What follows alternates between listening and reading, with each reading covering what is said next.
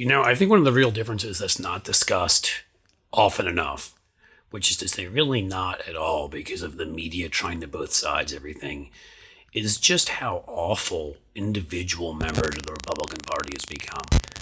I often like to refer to it as the flypaper theory, which other people have for other things. I think I stole it from somewhere.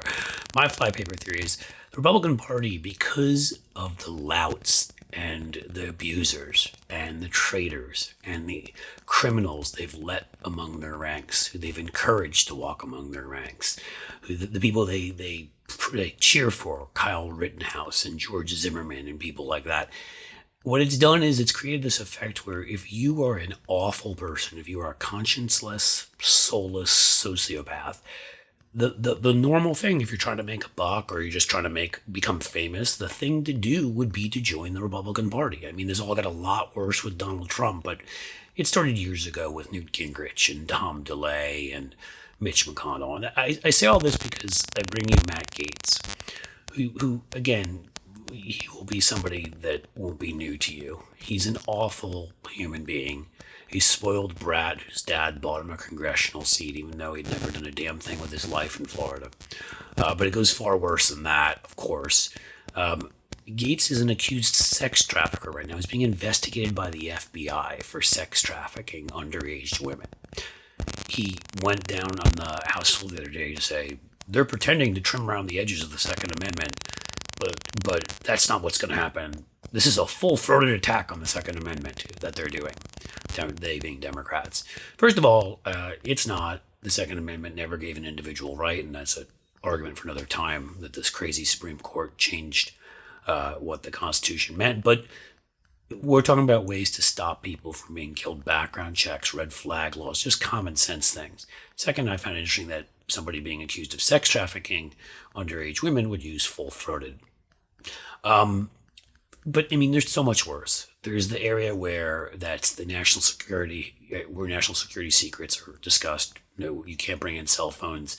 The room is protected, called the skiff. And during the first impeachment inquiry, when there was a meeting in there because it had national security implications, because the Republicans, of course, wanted to allow Donald Trump to extort Zielinski, just by coincidence, the person that Vladimir Putin chose to attack when he attacked Ukraine. Vladimir Putin, who Marjorie Taylor Greene and who Madison and others have expressed support for, Tucker Carlson. He broke into the skiff, with a bunch of his buddies on the right, and they came into this area of our national security with their cell phones so that China, Russia, who knows who else, could get access to our secrets. He has mocked gun violence victims numerous times. It's hard to think of somebody more awful, than Matt Gaetz. And now, with the hearings about to start tonight on television, he's gone after Jamie Raskin, who is an admirable, honorable former law professor, congressman from Maryland, who will be running a lot of the hearings. Matt Gaetz said that he didn't think Representative Raskin could do his job. Why? And this should make you feel the way it makes me feel, because Representative Raskin's son committed suicide a year or two ago. I think it was about a year ago plus. And so how could he objectively do his job as a congressman?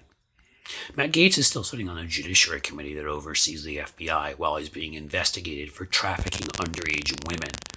Scumbag that he is. But he hasn't stepped down from judiciary. Somehow, Representative Raskin has a tragedy in his personal life that involves his son, but that won't allow him to take an honest look at January 6th and the attacks and run the January 6th committee.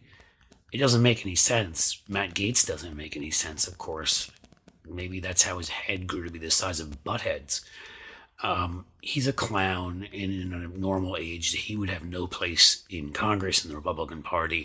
But we're in this age right now, where a guy that breaks into a secure facility with that maybe exposes our national security secrets, who mocks those who've lost their kids in Parkland, who steps up for Marjorie Taylor Greene and her conspiracy theories, and who attacks someone like Jamie Raskin for losing their son, is a loyal member of the Republican Party. And that should tell you everything you need to know about the Republican Party today.